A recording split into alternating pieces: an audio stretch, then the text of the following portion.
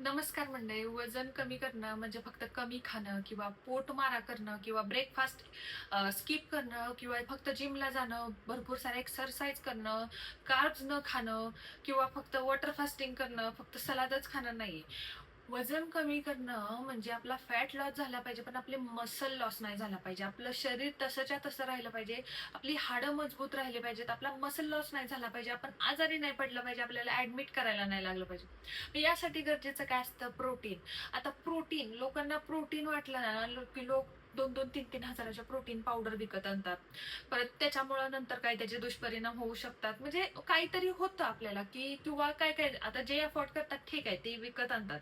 पण ज्याला नाही जमत हे प्रोटीन वगैरे विकत आणणे, त्यानं काय करायचं? मग त्याला काय प्रोटीन मिळतच नाही का? किंवा खेडेगावामध्ये जे माणसं राहतात, आता मी स्वतः खेडेगावातले, जे खेडेगावामध्ये लोक राहतात त्यांना का प्रोटीन मिळतच नाही का? मग ते शेतातलं काम कसं करतात?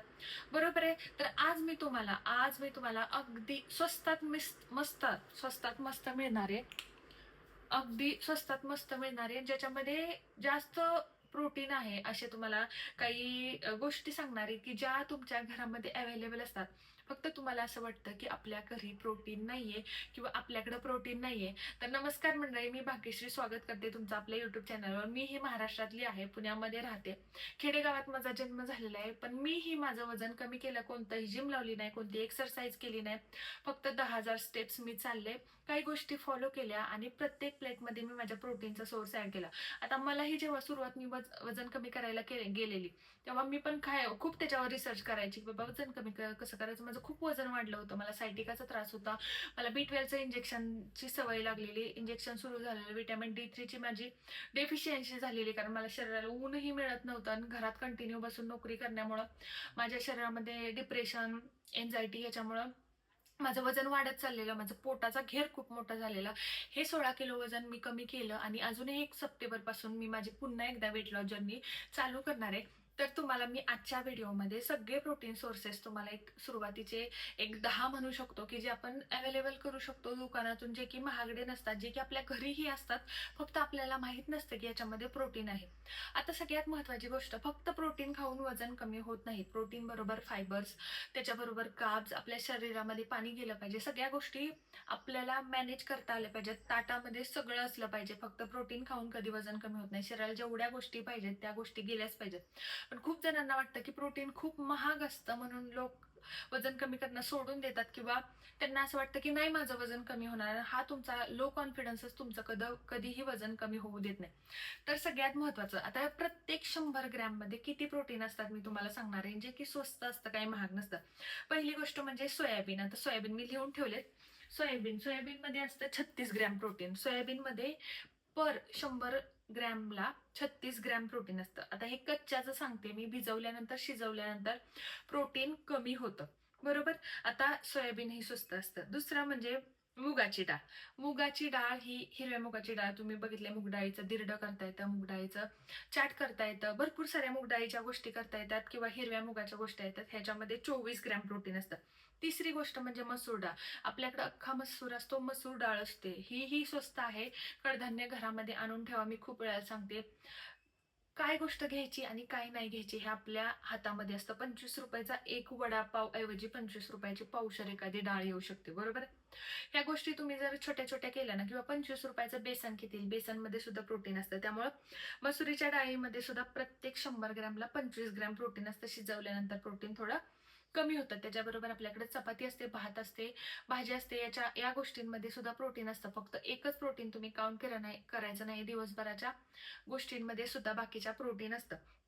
आता चौथी गोष्ट म्हणजे मटकी. मटकी सुद्धा 100 ग्रॅम मटकीमध्ये 23 ग्रॅम प्रोटीन असतं. तर आपण मटकी घेतो, भिजवतो. आता 50 ते 70 ग्रॅमची 100 ग्रॅम मटकी होते, ती शिजली जाते, मग प्रोटीन थोडंसं अजून कमी होतं. आणि कच्चं सगळ्यांनाच पचतं असं नाही. आता सहावी गोष्ट आहे ती म्हणजे राजमा. राजमामध्ये सुद्धा 24 ग्रॅम प्रोटीन असतं. पर 100 ग्रॅम राजमाला 24 ग्रॅम प्रोटीन असतात. कच्चे राजमा, हे जे मी प्रोटीन सांगते ना, ते कच्च्यामध्ये असतं. शिजवल्यानंतर प्रोटीन कमी होतं, पण कच्चं खाल्ल्यानंतर शरीराला आपल्याला त्रास होतो. आता 7वी गोष्ट आहे ती म्हणजे शेंगदाणे. शेंगदाणेमध्ये सुद्धा 26 ग्रॅम प्रोटीन असतात, पण 100 ग्रॅम शेंगदाणे आपण खाऊ शकत नाही. आपण भाजलेले, मी स्वतः भाजलेले एक मूठभर म्हणजे 20 ते 30 ग्रॅम शेंगदाणे खाते. डेली खाते, शेंगदाणे खाते, फुटाणे खाते. फुटाण्यामध्ये म्हणजे चणा चालतो. आता 8वी गोष्ट ती म्हणजे तूर डाळ. तूर डाळ त्याच्यामध्ये सुद्धा, तूर डाळीमध्ये सुद्धा 22 ग्रॅम प्रोटीन असतं. आपला हरभरा किंवा आपण चणा म्हणतो, काबुली चणा, त्याच्यामध्ये सुद्धा 19 ग्रॅम प्रोटीन असतं. आपल्या बेसनमध्ये सुद्धा प्रोटीन असतं. फक्त बेसनाने खूप जणांना पित्त होतं, त्यामुळे बेसनचं ह्यात नाव घेतलेलं नाहीये. त्याच्यानंतर असते उडदाची डाळ. उडदाच्या डाळीमध्ये सुद्धा 100 ग्रॅमला 24 ग्रॅम प्रोटीन असतं. आणि पनीरमध्ये सुद्धा प्रोटीन असतं. पनीरमध्ये 18 ते 20 ग्रॅम प्रोटीन असतं. आता बघा, एवढं ह्यातली कुठली गोष्ट महाग आहे? तुम्ही पनीर ठीक आहे, पनीर सोडलं, पनीरऐवजी बेसन येतं. ही गोष्ट आपण जर घरात भरून ठेवल्या किलो किलोभर, तरी आपलं महिना 2-2 महिने हे भिजवल्यानंतर, मोड आल्यानंतर हे भरपूर दिवस जातं. तुम्ही कधीही बघा, ह्या ज्या गोष्टी असतात ह्या मी नेहमी म्हणते की घरामध्ये कडधान्य भरून ठेवा. का म्हणते? कारण कडधान्यांमधून आपल्याला प्रोटीन भेटतं. आपण कधीही बघायचं, एक वडापाव 25 रुपयाचा असतो, तो तळलेला असतो, त्याच्यामध्ये पाव असतो, मैदा असतो. त्याऐवजी 25 रुपयाचं बेसन पीठ किती किती येतं, बरोबर आहे का नाही?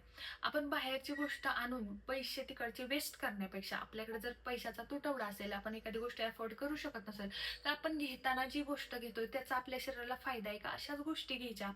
बाकीच्या गोष्टी घ्यायच्याच नाही. त्यामुळे ह्या ह्या गोष्टींचा जर आहारामध्ये समावेश केला ना, तर नक्की आपलं वजन कमी व्हायला मदत होते. शरीरामध्ये प्रोटीन जाणं तेवढंच महत्वाचं आहे. आपल्याला ताकद मिळते, आपले मसल बिल्ड होतात. महत्वाचं म्हणजे आपल्याला आजारी आपण सारखं पडत नाही. तुम्ही, मला माहिती आहे, मला B12चे इंजेक्शन स्टार्ट होते, मला खूप काही गोष्टी होत्या. आता मला वर्ष 2 वर्ष मला नाही आठवत की मी कुठल्या हाडदुखीच्या किंवा कोणत्या आजारानं किंवा विटॅमिन B12चं इंजेक्शन पण बंद झालं. सायटिकाचा त्रास सुद्धा 70-80% कमी झालेला आहे. ज्या दिवशी मी एक्सरसाइज करत नाही म्हणजे चालत नाही, त्या दिवशी कंबर दुखते, पण मला सायटिकाचा त्रास सुद्धा खूप कमी झाला. तर या सगळ्या गोष्टी आहेत. आता तुम्ही या जे मी प्रोटीनची लिस्ट सांगितली, याच्यामध्ये तुमच्याकडे कोणते अवेलेबल नसतात, कमेंट करून सांगा. हे सगळ्या गोष्टी तुमच्या घरी अवेलेबल असणार. तुम्हाला फक्त माहित नव्हतं की या गोष्टींमध्ये प्रोटीन असतं. या गोष्टी खा आणि हेल्दी राहा. बघा, तुमचं ऑटोमॅटिक हेल्दी गोष्ट खाल्लं ना, ऑटोमॅटिक खाऊन पिऊन वजन कमी होतं. आणि 1 सप्टेंबर पासून आपली वेट लॉस जर्नी चालू होणार आहे. तुम्हाला जर यायचं असेल तर नक्की आपल्या चॅनलला सबस्क्राईब करा. बाकी व्हिडिओ कसा वाटला कमेंट करून नक्की सांगा. थँक्यू. Bye bye.